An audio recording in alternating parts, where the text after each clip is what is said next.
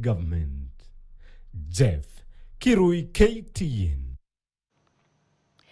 Meanwhile, principals in the united opposition are now facing a litmus test on the options on way forward on countering the Kenya Kwanza administration following the just concluded by-elections.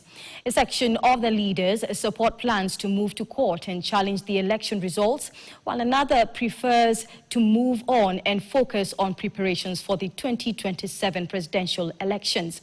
The united opposition also appear divided over the right time to unveil their presidential candidate ahead of the 2027 general election, given that their main competitors is President William Ruto. Our senior political affairs reporter, Chris Tyro, gives us more. Following the just ended by-elections, the united opposition principals will now be going back to the drawing board to strategize on how to counter the broad-based coalition after a big loss in the polls. This after the broad-based coalition scooped all the parliamentary seats and majority of the MC oppositions.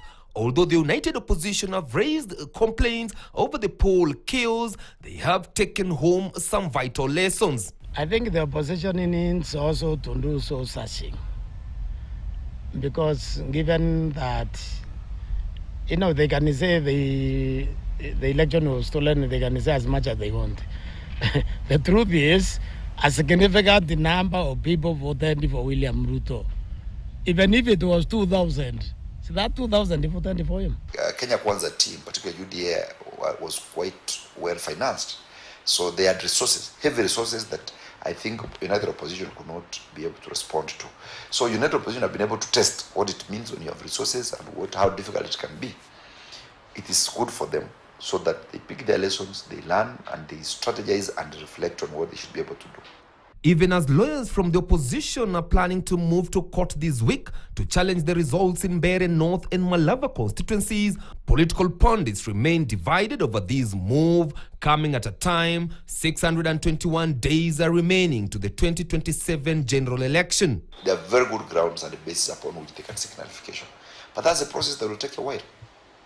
In the meantime, nothing will stop the declared members in the regions that by-election are conducted from being sworn in and taking over office. They'll continue serving.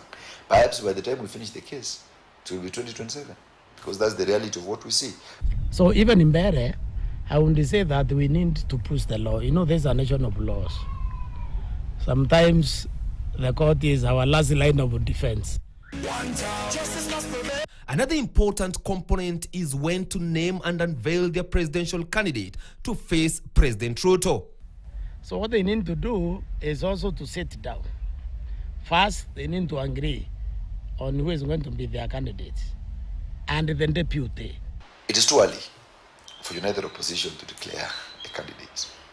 The reason being that there are a lot of interests for them that have to be harmonized. There are regional issues that have to be addressed. There are a lot of stakeholders that needs to come on board. If the history is anything we have to go by in this country, there are people who could be in UDA and want to cross over to united opposition when we are closer. If you close your house now, then you block out people who are likely to come and join you. But even as they ponder about this, another headache for them is how to share the various elective seats among the political parties, going by what DCP leader Rigathi Gachagua said that has split the opposition. Chris Tyro, KTN, Nairobi. Well, away from political matters, onto some rather sad news. Tonight, a family in